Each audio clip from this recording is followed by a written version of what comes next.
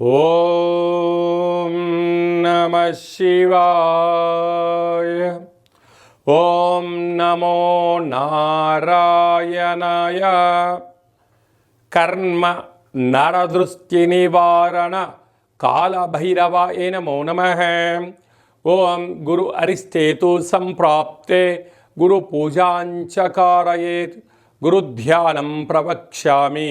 విద్య ఉద్యోగ విదేశీయాన రాజసన్మానోత్సవ గజసన్మానోత్సవ వివాహ తదనంతర పుత్ర పుత్రిక సంతాన సంబంధిత అరిష్ట దోషపీడోప ఉపశాంతయే. హరి ఓం. మా ఛానల్కి స్వాగతం. చూస్తున్న వీక్షకులకు ప్రేక్షకులకు ప్రియ కాళభైరవ భగవద్బంధులకి స్వాగతం పలుకుతూ మమ్మల్ని ఎంతగానో ఆదరిస్తూ ఉండబడినటువంటి ప్రియ సోదర సోదరీమణులకు, సనాతన ధర్మ సంరక్షకులకు, జ్యోతిష్య అభిమానులకు, పుష్కర స్నానం చేసేటువంటి ఆధ్యాత్మిక భగవద్బంధువులకి, అంటే 12 ఏళ్ళకోసారి మనకు పుష్కరాలు వస్తూ ఉంటాయి. కుంభమేళ, అర్ధ కుంభమేళ, మహాకుంభమేళలో స్నానం చేసే వారందరికీ మరొక్కసారి చిన్న విన్నపం ఏమిటయ్యారగా, వృషభ రాశిలో నుంచి దేవగురు బృహస్పతి మిథున రాశిలోకి ప్రవేశం జరుగుతుంది కనుక మనకు సరస్వతి మాత అంటే సరస్వతి నది పుష్కర మహోత్సవ కార్యక్రమాలు జరుగుతూ ఉన్నాయి. కనుక మనకు తెలంగాణ రాష్ట్రంలో కాళేశ్వరం దగ్గర మనకు అంతర్వాహినిగా సరస్వతి నది పుష్కర మహోత్సవ కార్యక్రమాలు గవర్నమెంట్ వారు కూడా పెద్ద ఎత్తున ఏర్పాట్లు చేయడం జరుగుతుంది. కనుక మనమందరము కూడా మే నెల 15వ తారీఖు నుండి 27వ తారీఖు వరకు మన వీలును బట్టి వెళ్ళి పుష్కర స్నానాన్ని ఆచరింపజేసుకొని ముక్కోటి దేవతల యొక్క ఆశీస్సులు, పుష్కరుడి యొక్క ఆశీస్సులు పొందాలని కోరుకుంటూ అందరిపైనను, ద్వాదశ రాశులపైనను, ఈ భూమండలం మీద ఉండబడినటువంటి అనేక జంతువులపైనను, పక్షులపైనను, ప్రకృతిపైనను దేవగురు బృహస్పతి యొక్క ఆశీస్సులు ఉండాలని కోరుకుంటూ అందరినీ చల్లగా ఆశీర్వదించమని కోరుకుంటూ మనము స్వామివారిని వేడుకుందాం. ద్వాదశ రాశుల్లో గ్రహ గమనాన్ని ఓసారి వీక్షింపజేద్దాం. 15/5/2025 నుండి 31/5/2025 వరకు ద్వాదశ రాశుల్లో గ్రహ గమనాల్ని మరొక్కసారి వీక్షింపచేద్దాం. మేషరాశిలో బుధ భగవానుడు సంచార స్థితి. వృషభ రాశిలో రవి భగవానుడు ఏడాది తర్వాత సంచార స్థితి. 12 సంవత్సరముల తర్వాత మిథున రాశిలో దేవగురు బృహస్పతి సంచార స్థితి. కర్కాటక రాశిలో కుజ భగవానుడు నీచభంగ రాజయోగ సంచార స్థితి. కన్యరాశిలో కేతు సంచార స్థితి. మీనరాశిలో శుక్ర భగవానుడు, శని భగవానుడు, రాహు భగవానుడు సంచార స్థితితో ప్రారంభంలో ఇలా ఉన్నాయి. 19వ తారీఖు 5వ నెల 2025 నుండి రాహు భగవానుడు కుంభరాశిలోకి సంచార స్థితి, కేతు భగవానుడు సింహరాశిలో సంచార స్థితితో ద్వాదశ రాశుల్లో గ్రహ గమనాలను మనం ఒకసారి వీక్షింపచేసాం. వృషభ రాశి వారికి దేవగురు బృహస్పతి మిథున రాశిలో సంచారం చేయనప్పుడు ఎలాంటి ఉపయోగాలు, ఎలాంటి ఫలితాలు, అద్భుతమైనటువంటి రాజయోగాలు ఎలా కలుగుతున్నాయో, ఎలాంటి దానాల కార్యక్రమాలు ఆచరింపచేయాలో ఈ వీడియోలో సవివరంగా సంపూర్ణంగా తెలుసుకుందాం.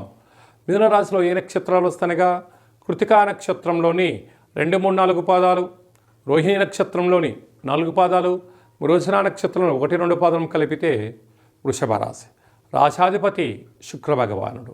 రాశిలోనే ఏడాది తర్వాత రవి భగవానుడు సంచారం చేయడం వలన అనవసరమైన ప్రయాణాలు, దూరవాయు జల ప్రయాణాల్లో ఇబ్బందులు, అనవసరమైనటువంటి మాటల వాగ్వివాదము, చిన్న చిన్న విషయాలకు కోపం వచ్చే పరిస్థితి ఉంటుంది. అలా కాకుండా మౌనం, ధ్యానం, ఏకాగ్రత, సత్ప్రవర్తన ఉండగలిగినట్లయితే అనవసరమైన ఖర్చులు, ప్రయాణాలు, గొడవలకు దూరంగా ఉండే పరిస్థితి ఉంటుంది. అలాగా 12 సంవత్సరముల తర్వాత దేవగురు బృహస్పతి మిథున రాశిలో సంచారం చేయడం వలన వృషభ రాశి వారికి విపరీతమైన రాజయోగం, ధనపరమైనటువంటి యోగం, మీ వాక్కు శాసనం, కుటుంబంతో సఖ్యత, అన్నదమ్ములతో అక్కాచెల్లెలతో పార్ట్నర్షిప్ వ్యవహార కార్యక్రమాలలో అద్భుతమైన రాజయోగము వృషభ రాశి వారి సొంతం. మీరు ఇంకనూ విజయం సాధించగలగాలి అన్నట్లయితే ఆ పుష్కర స్నానం చేసి అన్నదానం చేయడం, అక్కడ హోమ కార్యక్రమాలు జరుగుతూ ఉంటే నెయ్యిని దానం చేయడం, అలాగనే స్వామివారి యొక్క సేవ, ప్రవహించే నీటిలో ఒక కొబ్బరికాయను వేయడం వలన మిథున రాశి వారికి విపరీతమైన ధనకనక వస్తు వాహనాలలో తిరుగు ఉండదు అని చెప్పి కూడా గమనించాలి. అలాగా తృతీయంలో కుజ భగవానుడు సంచారం చేయడం వలన తల్లిదండ్రులతో, అన్నదమ్ములతో, అక్కా చెల్లెలతో పార్ట్నర్షిప్ వ్యవహార కార్యక్రమాలతో మౌనంగా ఉండడం, వినడం, చిరునవ్వుతో స్వీకరించగలిగినట్లయితే మీరు మరో మెట్టు ఎక్కేటువంటి పరిస్థితి చాలా అధికంగా ఉంటుంది. సంతాన స్థానంలో కేతు సంచార స్థితి ఉండడం వల్ల పుత్రికా సంతాన యోగం. ఏకాదశంలో త్రిగ్రహ సంచార స్థితి వీరికి పట్టిందల్లా బంగారం అవుతూ ఉంటుంది. కనుక విద్య, ఉద్యోగ, విదేశీయాన, రాజయోగ, రాజసన్మాన మహోత్సవ కార్యక్రమాల్లో సత్ప్రవర్తన చాలా అవసరం అని చెప్పి గుర్తుపెట్టుకోవాలి. వేయంలో బుధ భగవానుడు ఉండడం వల్ల నూతన కార్యక్రమాలు ప్రారంభిస్తూ ఉన్నతమైన విద్య, ఉద్యోగము, వ్యాపారాలు, నూతనమైన పెట్టుబడులు వీరికి యోగదాయకం అని చెప్పి కూడా గమనించాలి.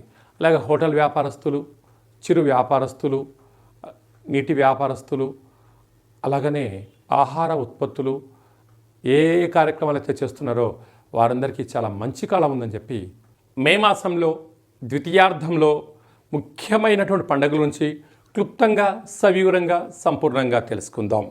మనకు విశేషంగా 20వ తారీఖున వైశాఖ మాస బహుళ అష్టమి, అలాగనే 27వ తారీఖున వైశాఖ మాస కృష్ణపక్ష అమావాస్య సందర్భంగా మనమందరము కూడా గృహాన్ని శుద్ధిగా పెట్టుకొని కాళభైరవ స్మరణ, ధ్యానము, కాళభైరవ స్వామి అష్టకాన్ని వినడం, సునకపు మహారాజు గారికి ఆహారాన్ని ఏర్పాటు చేయడం, అలాగనే కాకి వాహన దేవతకు ఆహారాన్ని ఏర్పాటు చేయడం వలన సంచిత కర్మ, ప్రారబ్ధ కర్మ, ఆగమిక కర్మలు తొలగిపోతాయని చెప్పి గమనించాలి.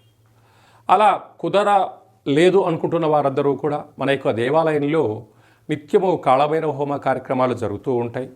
ఈ కింది నెంబర్ను సంప్రదించినట్లయితే మీకు వీడియో కాల్ చేసి స్వామివారి యొక్క దర్శనం చేయించి మీరు అనుకున్న అన్ని పనులు విజయం సాధించేటువంటి కాళభైరవ హోమ కార్యక్రమాన్ని చేయించడం జరుగుతుందని చెప్పి కూడా గమనించాలి. అదే కాకుండా మనకు 15వ తారీఖు నుంచి 27వ తారీఖు వరకు మనకు సరస్వతి నది పుష్కరాల సందర్భంగా వీలైనంత వరకు వెళ్దాం, స్నానం చేద్దాం. గతించినటువంటి పెద్దవారికి అక్కడ హిరణ్య శ్రాద్ధము, సువర్ణ శ్రాద్ధము, అలాగా అనేక కార్యక్రమాలు, దశదానాలు చేయడం వలన వారి యొక్క ఆశీస్సులు మన కుటుంబాలకు శ్రీరామ రక్ష అని చెప్పి గమనించగలగాలి. అలా వెళ్ళలేనటువంటి వారందరికీ కూడా మనము ఆదివారము, మాస శివరాత్రి ఆదివారం సందర్భంగా అక్కడ కాళేశ్వరం దగ్గర ఇలాంటి కార్యక్రమాలు ఏర్పాటు చేయడం జరిగింది. వెళ్ళలేనటువంటి వారందరూ కూడా మీ పేర్లు, గోత్రనామములు, గతించిన వారి పేర్లను వాట్సాప్లో మీరు పంపించగలిగినట్లయితే మీకు వీడియో కాల్ చేయించి, చూపించి, దండం పెట్టించి మీకు ఆ పుష్కర జలాన్ని ప్రసాదంగా అందజేయడం జరుగుతుంది. అలాగా పుష్కర స్నానం చేయడం వలన దేవతల యొక్క ఆశీస్సులు, గతించిన వారికి ఆ శ్రాద్ధకర్మలు అంటే పిండ ప్రధాన కార్యక్రమాలు చేయించడం వలన వంశాభివృద్ధి కలుగుతుంది. అలాగనే స్మరణ, ధ్యానము, స్నానము వలన మనస్సు ప్రశాంతత కలిగి దేవగురు యొక్క ఆశీస్సుల వలన అఖండమైన విద్య, ఉద్యోగ, విదేశీయాన, రాజసన్మాన, రాజకీయ, పుత్రిక సంతాన దోషాలు, పిల్లల యొక్క చదువులు, పిల్లల యొక్క అభివృద్ధి, తల్లిదండ్రుల నుంచి మనకు వచ్చేటువంటి స్థిర చరాస్తులలో ఉండబడిన ఆటంకాలను కూడా తొలగిపోతాయని చెప్పి గమనించాలి. కనుక మనం అందరము కూడా పుష్కర స్నానాన్ని చేద్దాం, ఆచరిద్దాం. సనాతన ధర్మంలో ఉండబడినటువంటి ఆధ్యాత్మిక శక్తిని సంపాదిద్దాం, అఖండ ఆయురారోగ్య శక్తిని పొందాలని కోరుకుందాం. అలాగనే ఇంకనూ మనం విజయం సాధించగలగాలి అన్నట్లయితే యొక్క పాత్ర కంచు పాత్ర అంటారు.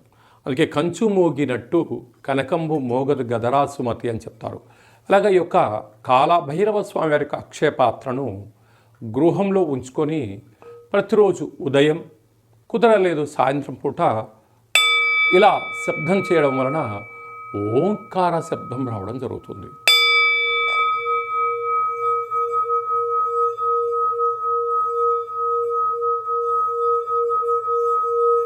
ఈ ఓంకార శబ్దాన్ని సృష్టించడం వలన, వినడం వలన మన మనస్సు ప్రశాంతత ఉండడం, గృహంలో ఉండబడినటువంటి జ్యేష్ఠాదేవి బయటికి వెళ్ళిపోవడం, ఇంట్లో వాస్తుదోషం తొలగిపోవడం, మానవుని శరీరంలో చక్రాలు వికసింపచేయడం, మనం ఏదైతే అనుకుంటున్నామో ఆ పనులు అన్నిటినీ కూడా కాళభైరవ స్వామి ముందుండి నెరవేర్చడం జరుగుతుంది.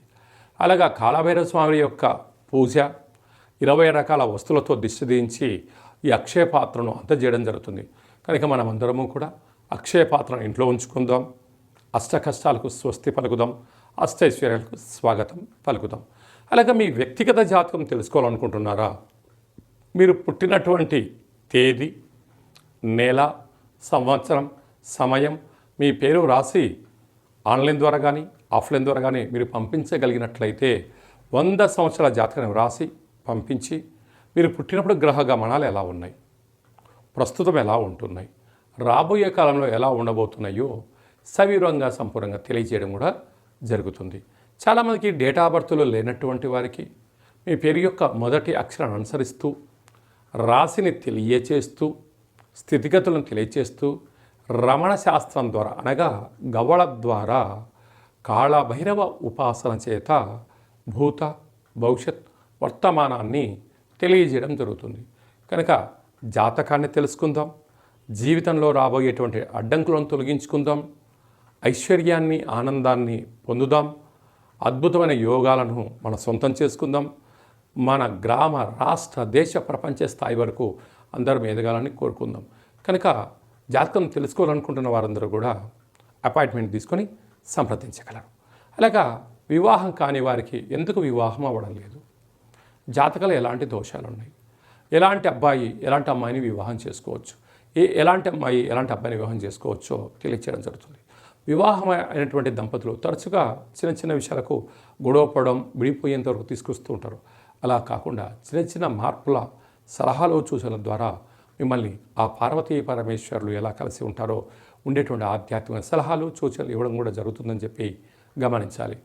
అందరికీ వైశాఖ మాసంలో ఉండబడినటువంటి బహుళాష్టమి అమావాస్య సరస్వతి నది పుష్కర భగవంతుడి యొక్క ఆశీర్వాదం కోరుకుంటూ ఆశీర్వచనం.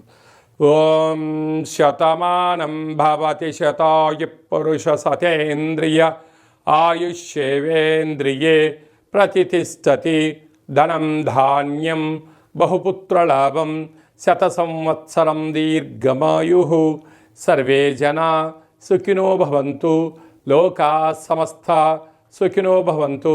సర్వం సంపూర్ణ కాళభైరవ దేవత, రుద్రదేవత, బృహస్పతి దేవత అనుగ్రహ ప్రసాద సిద్ధిరస్తు తదాస్తు. ఈ వీడియో మీకు నచ్చినట్టయితే లైక్ చేయండి, షేర్ చేయండి, మా ఛానల్ని సబ్స్క్రైబ్ చేసుకోండి.